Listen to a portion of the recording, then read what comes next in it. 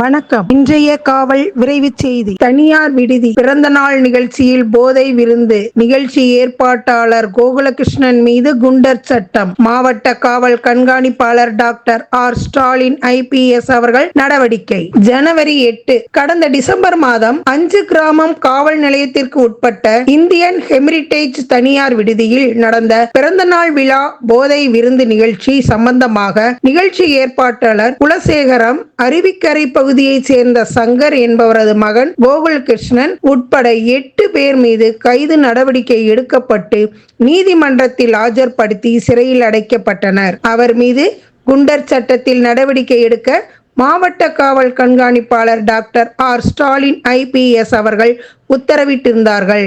இந்நிலையில் மாவட்ட காவல் கண்காணிப்பாளர் அவர்கள் பரிந்துரையின் அடிப்படையில் கன்னியாகுமரி மாவட்ட ஆட்சித்தலைவர் திருமதி அழகு மீனா IAS அவர்கள் மேற்படி குற்றவாளியை குண்டர் சட்டத்தின் கீழ் சிறையில் அடைக்க உத்தரவு பிறப்பித்தார்கள். அவ்வுத்தரவின்படி கோகுலகிருஷ்ணன் பாளையங்கோட்டை மத்திய சிறையில் அடைக்கப்பட்டார்.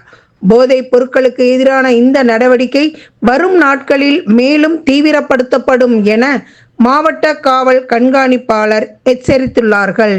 காவல் விரைவு செய்திகளுக்காக கன்னியாகுமரி மாவட்டத்திலிருந்து டிகிரி இளையராஜா.